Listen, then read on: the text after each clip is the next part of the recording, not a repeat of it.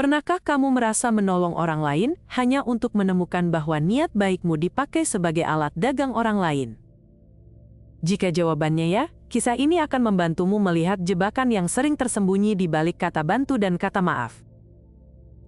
Malam itu, sebuah lembaga amal menggelar gala di hotel mewah, lampu berkilau, musik lembut, dan janji manis bertebaran seperti konfeti. Di panggung ada seorang pria paruh baya yang semua orang panggil direktur. Senyumnya tenang, nadanya penuh harapan, dan kalimatnya selalu rapi seperti poster motivasi. Di balik panggung ada seorang pemuda kurus dengan kamera ponsel. Ia adalah magang baru, dan tugasnya sederhana namun licin, yaitu memotret kebaikan agar tampak lebih baik lagi.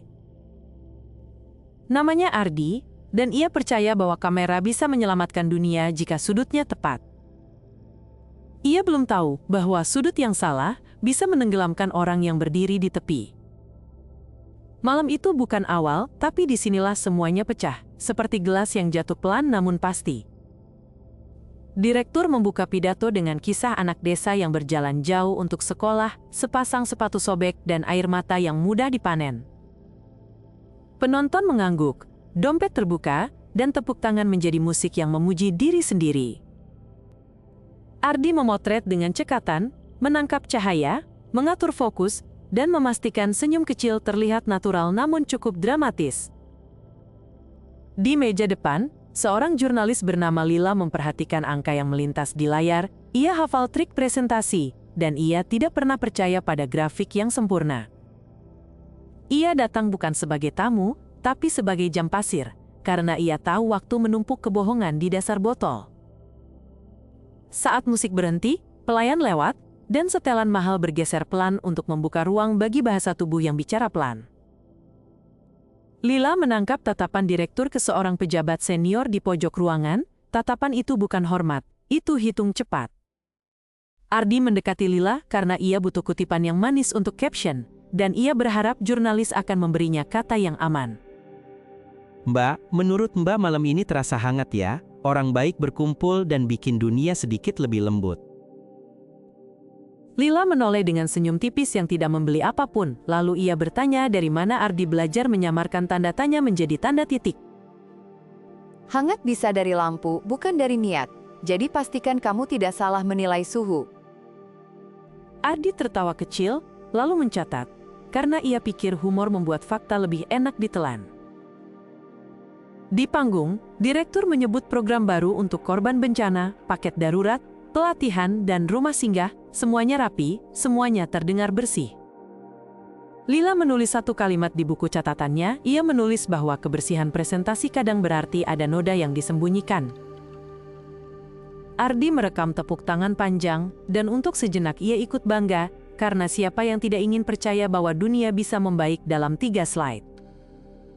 Lalu telepon Ardi bergetar, ada pesan dari teman lama yang tinggal di barak pengungsian, pesan pendek, dan isinya satu kalimat yang menolak untuk ditutup. Mereka bilang bantuan datang besok, tapi yang datang hanya kamera. Apakah kalian butuh lebih banyak foto lagi?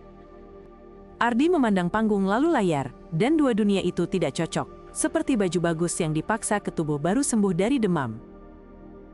Ia menyimpan telepon dan berkata pada dirinya bahwa verifikasi bisa besok, karena malam ini adalah malam kerja.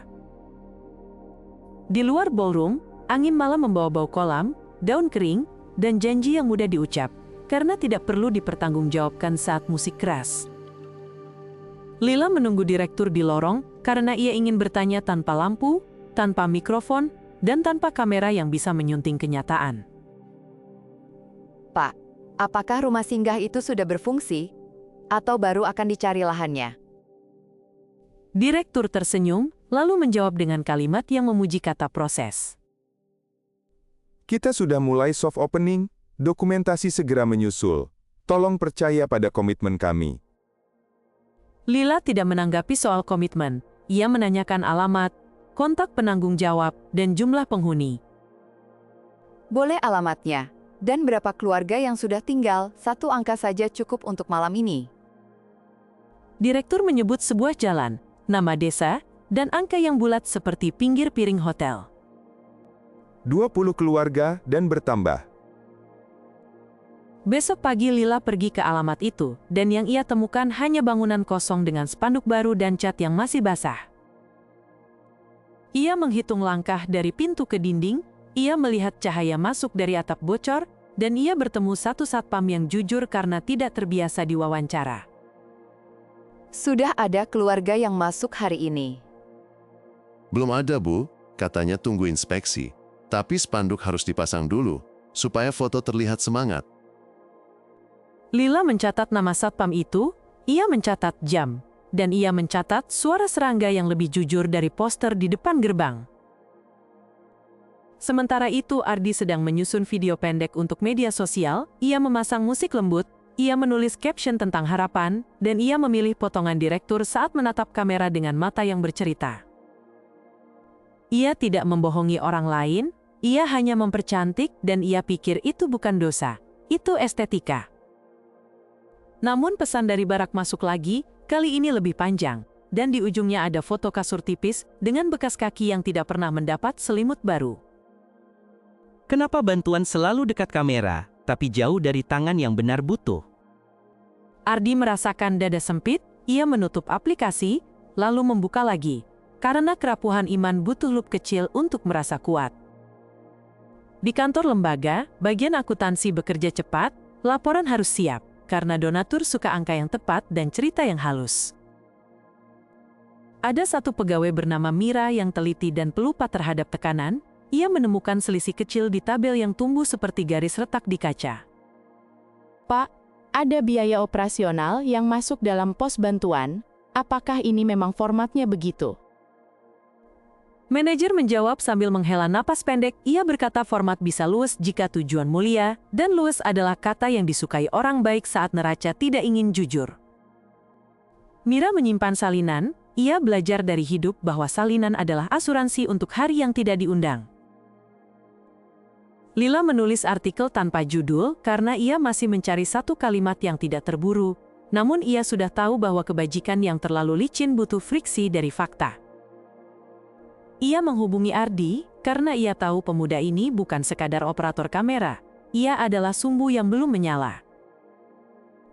Aku butuh bukti visual dari lapangan, bukan dari ballroom. Ardi menjawab singkat, ia setuju menemani ke Barak karena ia ingin memastikan apakah kameranya merekam cahaya atau hanya memantulkan panggung. Aku ikut, aku ingin lihat sendiri, dan kalau aku salah, aku akan bilang aku salah. Mereka pergi pada sore yang pucat, jalan bergelombang, kios kecil, anak berlari, dan debu yang selalu setia menjadi latar. Di Barak, mereka bertemu seorang ibu tua yang menjaga cucunya, matanya tajam, punggungnya membungkuk, dan suaranya lurus seperti penggaris. Kalian suka datang dengan pertanyaan, tapi jarang datang dengan jawaban, apa yang kalian bawa hari ini? Lila tidak defensif, ia menjelaskan bahwa jawaban butuh data, dan data butuh waktu, namun mereka membawa perhatian, dan perhatian bukan jawaban tapi bisa membuka pintu. Ardi merekam wajah ibu itu, dan untuk pertama kali malam gala terasa jauh seperti kota lain. Ibu itu menunjukkan kartu penerima bantuan yang sudah kedaluarsa, dan ia menyebut nama petugas yang terakhir datang hanya membawa senyum.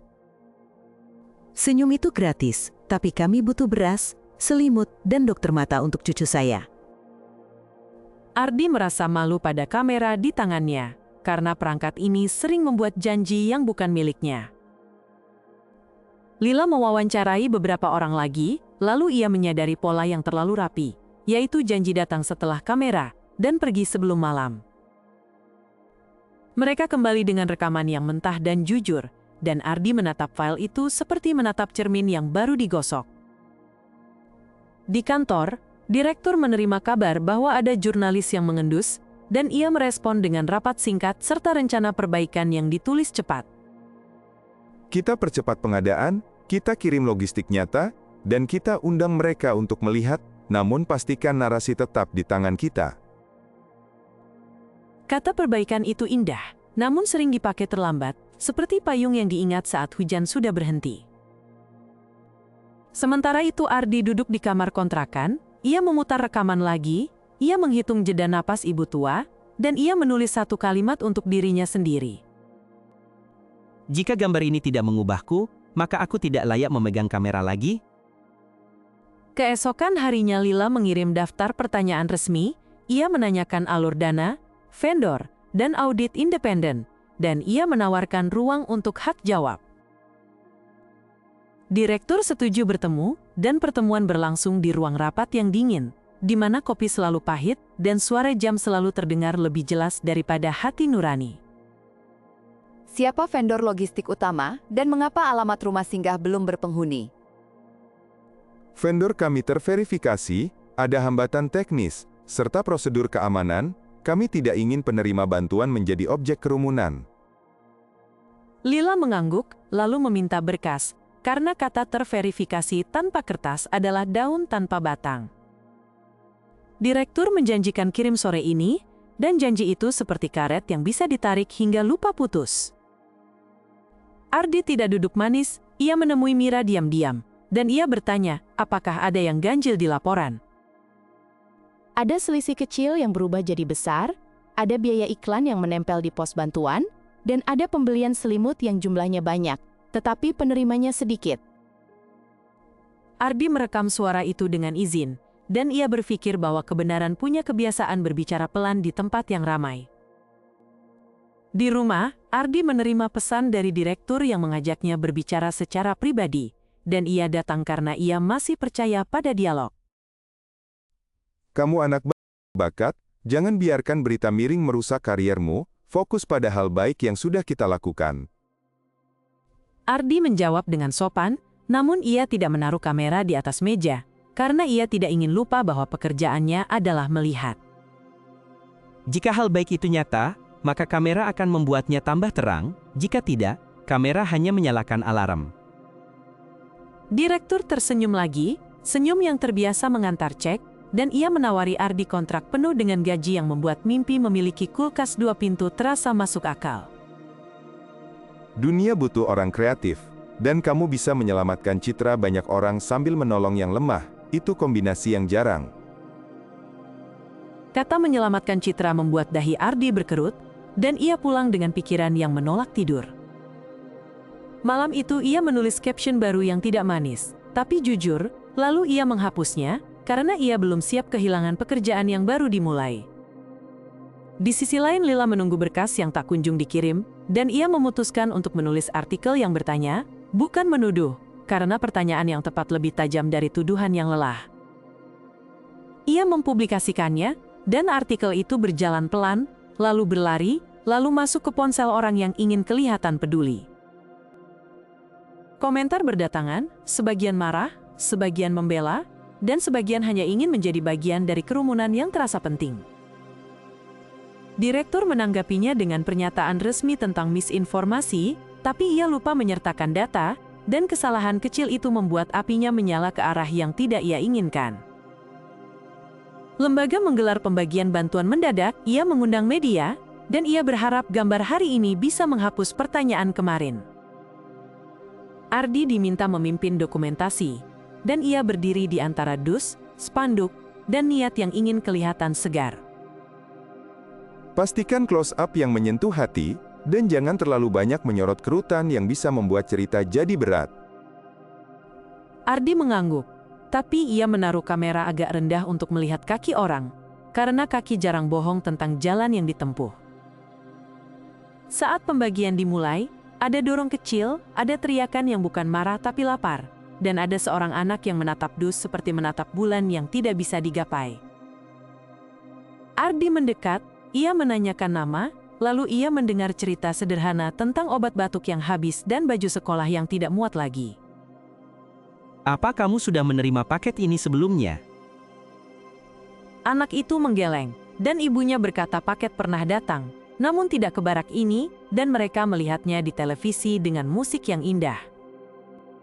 Ardi menoleh ke spanduk, lalu ke wajah direktur, dan ia tahu bahwa hari ini bukan jawaban, ini tangkisan. Lila datang tanpa diundang, ia berdiri di pinggir, ia mencatat, dan ia mencari detail yang tidak ingin masuk frame. Ia menemukan daftar penerima yang diisi di tempat, dengan huruf tergesa, dan ia memotret tangan yang gemetar bukan karena cuaca. Direktur menyadari kehadiran Lila, ia mendekat, dan ia menawarkan tur singkat ke gudang yang katanya penuh stok. Mari lihat sendiri, biar adil, karena prasangka sering lahir dari jarak pandang. Gudang itu memang penuh, tapi banyak kardus berlabel iklan, sponsor, dan merchandise, dan hanya beberapa rak berisi kebutuhan yang betul-betul darurat. Lila mengangkat alis, tapi ia tidak menyimpulkan, ia menanyakan distribusi, frekuensi, dan mekanisme pengawasan. Siapa yang memeriksa, dan kapan terakhir kali audit lapangan dilakukan? Direktur menyebut tim internal, namun tidak bisa menyebut tanggal pasti, dan hening kecil itu lebih keras dari mikrofon. Ardi merekam hening itu, lalu ia merekam tatapan beberapa relawan yang jujur lelah, dan ia bertanya pada seorang relawan yang wajahnya mirip pagi setelah lembur. Apakah bantuan sering terlambat? Relawan itu menjawab perlahan, ia bilang, logistik sering menunggu instruksi yang menunggu sponsor yang menunggu unggahan yang menunggu momentum. Kata menunggu itu berulang seperti iklan yang enggan berhenti, dan Ardi merasa waktunya ikut antre untuk sesuatu yang tidak jelas. Malamnya, video resmi rilis, komentar memuji, dan donasi bertambah, tapi pesan di ponsel Ardi juga bertambah, berisi foto Barak yang tetap sama setelah kamera pulang. Ia memutuskan untuk bertemu ibu tua lagi, dan ia datang tanpa spanduk, tanpa tim, hanya dengan satu pertanyaan yang ia bawa seperti batu kecil di saku. Apa yang paling kamu butuh sekarang? Ibu itu menjawab bahwa ia butuh orang yang berani bilang belum, ketika sistem memaksa bilang sudah. Kami tidak minta diselamatkan, kami minta diberi kesempatan mengurus diri sendiri, tetapi jangan jadikan kami latar belakang fotomu. Kata-kata itu menampar lembut, dan Ardi mulai menulis naskah yang lain, naskah untuk video yang mungkin tidak diminta kantornya. Ia menyusun footage lapangan, ia bandingkan dengan gala, dan kontras itu terlalu jelas untuk dihaluskan. Ia mengirim draft ke Lila untuk dicek fakta, dan Lila menandai beberapa data yang masih kabur, lalu memberi satu saran yang terdengar seperti pagar. Jangan tuduh orang, tuduh proses, dan pastikan pintumu tetap terbuka jika ada yang ingin memperbaiki. Ardi setuju, dan ia menulis ulang narasi agar tidak menghukum, namun tetap menuntut.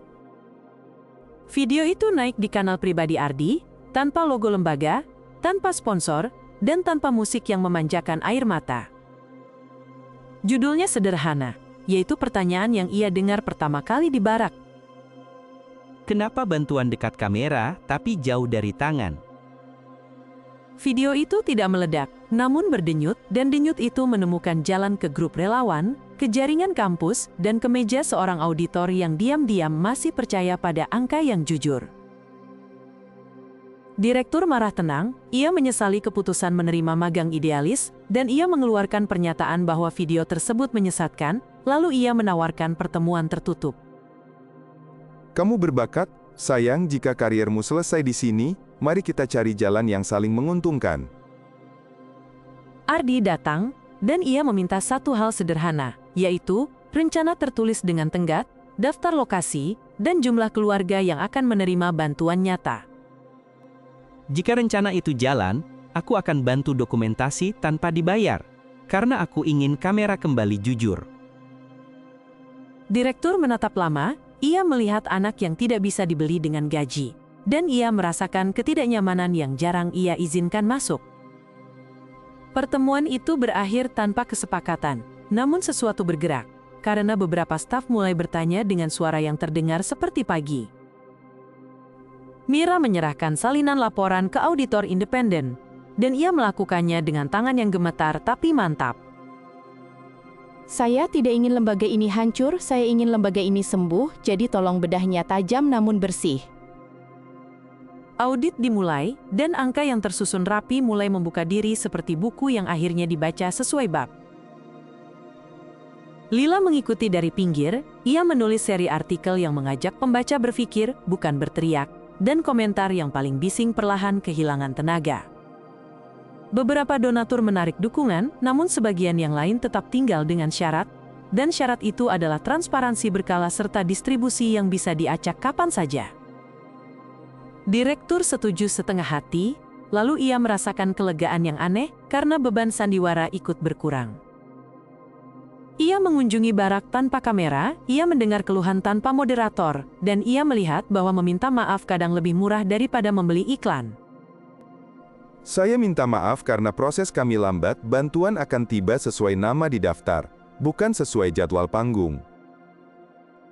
Ibu tua menerima permintaan maaf itu dengan kepala tegak, ia berkata maaf bukan jembatan jika kaki tidak melangkah, dan direktur mengangguk karena untuk sekali ini ia setuju.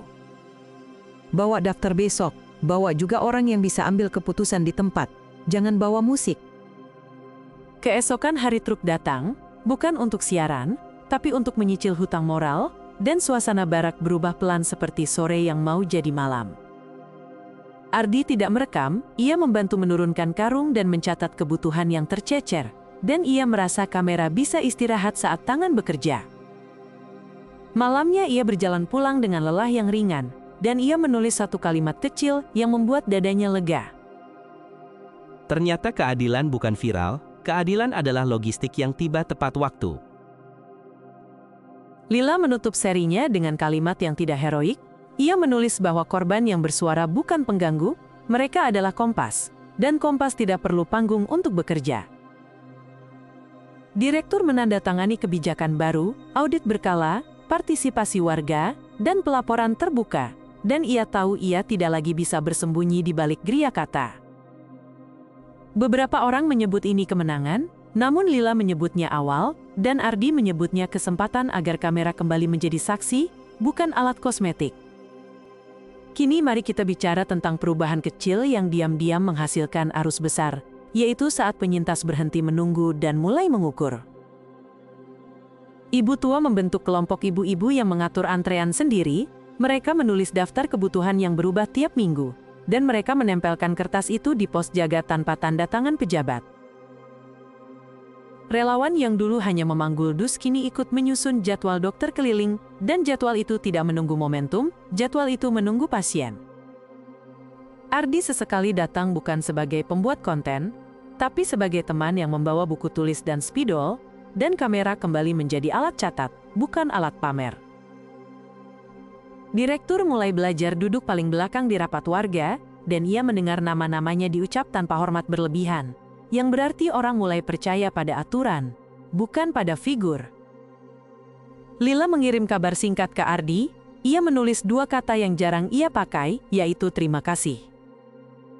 Terima kasih, karena kamu memilih bertanya lebih jauh saat tawaran mudah datang. Ardi membalas dengan dua kata yang lebih ringan namun sama penting, yaitu sama-sama. Sama-sama, karena aku hanya meminjam keberanian dari orang yang tidak punya panggung. Waktu berlalu, dan lembaga itu belum sempurna, namun mereka kini punya alarm yang bekerja, dan itu lebih baik daripada lampu gantung yang cantik namun pecah saat disentuh. Sekarang mari kita kembali ke pertanyaan pembuka, yaitu apa yang terjadi ketika kebaikan dipakai sebagai alat dagang. Jawabannya sederhana, orang baik bisa berubah jadi pelindung palsu jika tidak diawasi, dan korban bisa berubah jadi pelaku saat mereka ikut memoles kebohongan demi rasa aman sesaat. Ardi hampir ikut memoles, dan itulah momen ketika korban bisa menjadi pelaku, bukan karena niat jahat, tapi karena malas bertanya. Lila hampir menyerah pada lelah, namun ia memilih mengajukan pertanyaan yang membuat meja rapat tidak nyaman, dan rasa tidak nyaman itu sehat seperti obat yang pahit. Direktur hampir terus bermain peran, namun ia melihat bahwa panggung tidak lagi aman, dan jalan keluar paling waras adalah bekerja, bukan berbicara. Ibu tua tidak pernah ingin menjadi simbol, ia hanya ingin cucunya tidur tanpa batuk, dan pelajaran itu lebih kuat daripada semua poster. Maka inilah inti cerita hari ini, yaitu jangan mencari keselamatan palsu di balik kata kerja pasif, karena hidup tidak berubah oleh kata dikirim. Hidup berubah oleh kata tiba. Jika kamu pernah berdiri di depan janji yang terdengar manis, tanyakan tanggal, tanyakan alamat, dan tanyakan siapa yang memegang kunci gudang, karena kebaikan tanpa kunci hanya puisi. Jika kamu bekerja di lembaga apapun, simpan catatan, simpan keberanian, dan simpan teman yang berani menertawakan kalimatmu saat kalimatmu mulai mirip iklan. Jika kamu memegang kamera, ingat bahwa lensa tidak punya hati, jadi hati di balik lensa harus cukup kuat untuk menolak sudut yang salah. Dan jika kamu adalah orang yang menunggu bantuan, ketuk pintu keras-keras dengan data, dengan nama, dan dengan daftar yang ditulis rapi, karena dunia lebih mudah bergerak jika ada daftar. Kisah ini bukan tentang satu lembaga, bukan tentang satu tokoh, ini tentang kita yang mudah mencintai cahaya, namun lupa bertanya dari mana cahaya datang. Sekarang izinkan aku menutup dengan pelajaran yang terasa biasa, namun aku berjanji rasanya tidak akan basi besok pagi. Kebaikan yang nyata tidak butuh panggung, namun kebaikan yang sehat butuh pengawas, butuh catatan, dan butuh orang yang berani bilang belum saat semua orang ingin bilang sudah. Itulah fabel kita hari ini, sederhana, lurus, dan tajam secukupnya, agar kamu bisa tidur dengan pikiran yang tenang tapi tidak padam. Terima kasih sudah mendengarkan sampai akhir, waktu dan perhatianmu sangat berarti. Jika kamu merasa cerita ini berguna, tekan like, subscribe, dan tinggalkan komentar, karena masukanmu membantu kami bercerita lebih tepat. Jika kamu ingin mendukung kami, silakan gunakan QR Code di kanan bawah video atau tautan di deskripsi. Setiap dukungan membuat produksi kami lebih kuat. Di deskripsi juga ada tautan ke karya lain dari seri yang sama sekali berbeda, silahkan jelajahi saat kamu punya waktu. Sampai jumpa di episode berikutnya, tetap sehat, tetap kritis, dan jangan biarkan panggung menggantikan kenyataan.